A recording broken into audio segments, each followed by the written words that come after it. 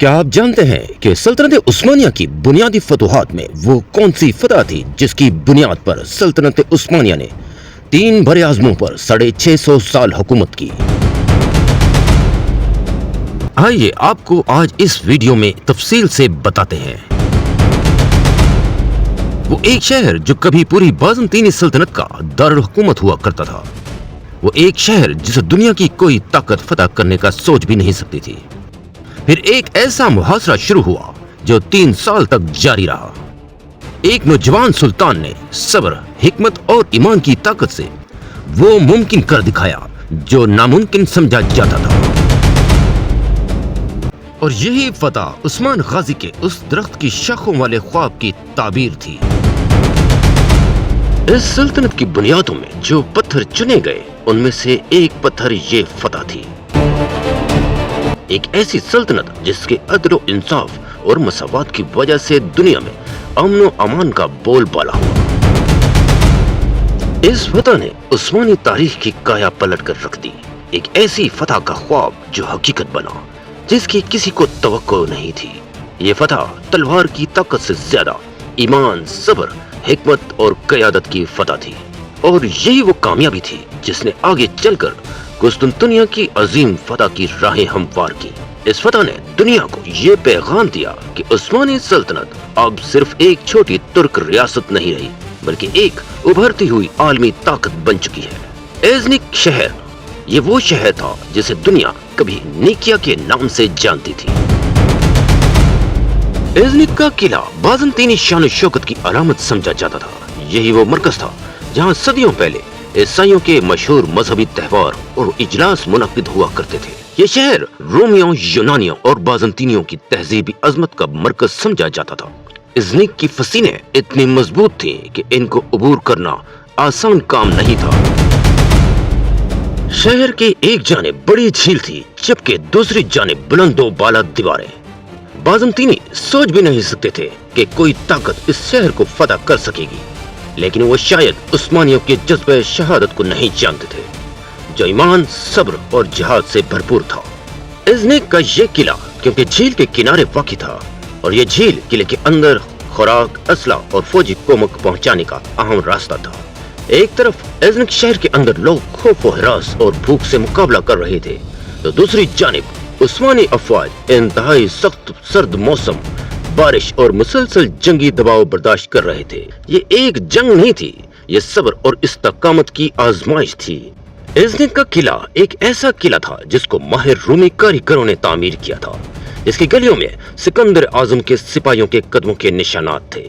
جہاں عیسائیوں کی کونسل نیکیا سن 1325 عیسوی میں منعقد کی گئی تھی، جس میں عیسائیت کو باقاعدہ ایک مذہب میں تشکیل دیا گیا تھا۔ یہ قلعہ بازنطینی سلطنت کا دل تھا۔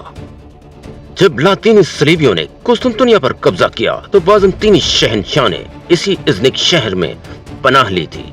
یہ شہر عارضی طور پر پوری بازنطینی سلطنت کا دارالحکومت بنا دیا گیا تھا۔ جب عثمانیوں نے اس شہر کا محاصرہ شروع کیا تو یہ محض ایک قلعے کا محاصرہ نہیں تھا، یہ ایک پوری تہذیب کے غرور کا محاصرہ تھا۔ 13ویں صدی کے اواخر میں اناطولیہ کا نقشہ بدل رہا تھا۔ منگول طوفان گزر چکا تھا اور اپنے پیچھے تباہی کے ڈھیر چھوڑ گیا تھا۔ بازنطینی سلطنت اندرونی خانہ جنگیوں میں الجھی ہوئی تھی۔ یورپ میں ان کے دشمن منتظر تھے، اور اناطولیہ کے ایک چھوٹے سے علاقے میں سہود کے قریب ایک چھوٹی سی ترک ریاست آہستہ آہستہ خاموشی سے پروان چڑھ رہی تھی۔ عثمان غازی نے اپنے قبیلے میں ایک سلطنت کا ایسا بیج بو دیا تھا جو وقت گزرنے کے ساتھ ساتھ ایک تناور درخت بن گیا تھا۔ عثمان غازی نے اپنے چند بہادر ساتھیوں کی مدد سے آس پاس کے تمام چھوٹے بازنطینی قلعے فتح کر لیے تھے۔ سن 1326 عیسوی میں ان کے بیٹے اورحان غازی نے بورسا فتح کیا اور اسے اپنا دارالحکومت بنایا۔ وہ بورسا جو آج بھی عثمانی یادوں کا مرکز ہے۔ اورحان غازی اپنے والد کی طرح رکنے والا نہیں تھا۔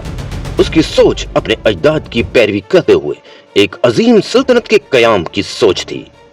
سن 1328 عیسوی سلطان اورحان غازی نے ایزنک کے گرد فوجی محاصرہ شروع کر دیا۔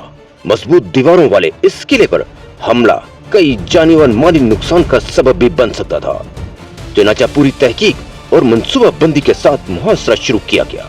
किले के तीनों जानिब मजबूत फसीलें थीं और दूसरी जानिब एक झील थी जो एक गहरी खाई साबित हो सकती थी। ओरहान गाजी बहुत समझदार और ज़हीन इंसान थे। उस्मानी फौज ने शहर को चारों तरफ से घेर लिया, तमाम रास्ते बंद कर दिए गए, तिजारत रोक दी गई, बाहर से खुराक आना बंद हो गई। लेकिन झील का रास्ता अभी भी खुला था, जहां से बाज़ंतीनी छोटी कश्तियों के जरिए खुराक और फौज भेजते रहे थे। ये मुहासरा 3 साल तक जारी रहा था। 3 साल, जरा सोचें उन उस्मानी सिपाहियों के बारे में जो सर्द रातों में, तेज धूप में, तूफानों में अपनी जगह डटे रहे, घर से दूर, प्यारों से दूर अपने मोर्चे संभाले रहे। और फिर सन 1329 ईस्वी बाज़ंतीनी शहंशाह एंड्रोनिकोस स्वयं को इत्तला पहुंचाई गई कि इज़्निक का मुहासरा किया जा चुका है। शहंशाह ने एक बड़ा लश्कर इज़्निक रवाना किया, जिसमें माहिर जंगजू और आला हथियारों का जखीरा था। जंग की शुरुआत में बज़ाहिर बाज़ंतीनी फौज को कामयाबियां मिलती नजर आ रही थी और उस्मानी फौज पीछे हटने पर मजबूर थी। बाज़ंतीनी समझ बैठे कि वो फतह के बहुत करीब आ गए हैं। लेकिन फिर आया वो दिन जब घुमसान की जंग हुई, जिसको जंगे पेले कानून कहा जाता है। ओरहान गाजी ने अपनी फौज को एक ऐसी जगह पर इकट्ठा किया जहां मैदान उनके हक में था। उस्मानी घुड़सवारों की तेजी, तीर अंदाजों की महारत और सिपाहियों की जुर्रत और बहादुरी, सबने मिलकर बाज़ंतीनी फौज को ऐसी शिकस्त दी कि वो मैदान जंग छोड़कर भाग गए। शहंशाह एंड्रोनिकोस स्वयं बजाते खुद इस जंग में बुरी तरह जख्मी हुआ। ये शिकस्त बाज़ंतीनी सल्तनत के लिए सिर्फ फौजी शिकस्त नहीं थी, ये नफ्सियाती शिकस्त थी जिससे उनके हौसले पस्त पड़ गए। ये ऐसी कारी ज़रब थी कि फिर इसके बाद कुस्तुनतुनिया से इज़्निक के लिए कोई मदद न आई। हर तरफ उस्मानी फौज की दहशत छा गई। 3 साल तवील मुहासरे के बाद आखिरकार वो लम्हा आ ही गया जब 2 मार्च सन 1331 ईस्वी इज़्निक का अजीम किला फतह कर लिया गया और उस्मानी परचम किले की फसीलों पर लहरा दिया गया। ओरहान गाजी जब किले में दाखिल हुए, उनके चेहरे पर कोई फातिहाना तकब्बुर न था, बल्कि एक इंतहाई सुकून और गहरी खामोशी थी। वो जानते थे कि ये लम्हा तारीख में हमेशा के लिए नक्श हो जाने वाला है और ये वही लम्हा था जिसने ओरहान गाजी को सिर्फ एक फातेह ही नहीं बल्कि एक अजीम इंसान साबित किया। फतह के बाद शहर के लोग खौफ से कांप रहे थे। तारीखी वाकयात भरे पड़े थे। जब भी फतेह फौजें शहरों में दाखिल हुई, आग और खून का बाजार गर्म कर देती थीं। लेकिन ओरहान गाजी ने ऐलान किया कि जो जाना चाहता है वो जा सकता है और जो रहना चाहता है उसको कोई तकलीफ न दी जाएगी। ये अल्फाज महज अल्फाज नहीं थे बल्कि बेहतरीन तरबियत का नतीजा थे। अक्सर लोगों ने रहना पसंद किया। आहिस्ता आहिस्ता वो उस्मानी मुआशरे में घुल मिल गए। कुछ ने तो इस्लाम कबूल कर लिया, कुछ अपने ही मजहब पर कायम रहे, लेकिन सब ने अमन और इंसाफ पाया। फतह के बाद इज़्निक तरक्की की राह पर गामजन कर दिया गया। शहर का मशहूर कलीसा आया सोफिया, जो सदियों से इबादत का मरकज था, इसका नाम ओरहान मस्जिद रख दिया गया। इसके अलावा मदरसे तामीर हुए जहां इल्म की शमएं रोशन की गई। हमाम और मुसाफिर खाने बनाए गए जहां थके मांदे मुसाफिर आराम के लिए आते। बागात लगाए गए, घर तामीर किए गए, नए तिजारती मराकज और बाजार बनाए गए। ये कब्जा सिर्फ कुस्तुनतुनिया पर एक कब्जा नहीं था बल्कि एक तहजीब की मुंतकिली थी। बाज़ंतीनी सल्तनत टूट चुकी थी। ये फतह दरअसल बाज़ंतीनी सल्तनत और दुनिया के लिए एक पैगाम थी। उस्मानियों का तूफान अब रुकने वाला नहीं था। इस फतह के बाद अनातोलिया में उस्मानी इक़्तिदार मुस्तहकम हुआ।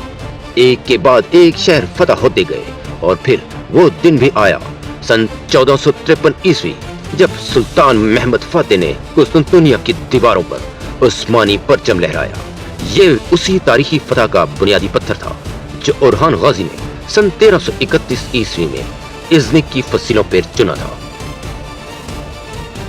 तारीख में बहुत से फतेह आए, कुछ ने ताकत से जीता, कुछ ने धोखे से और कुछ ने खून बहाकर।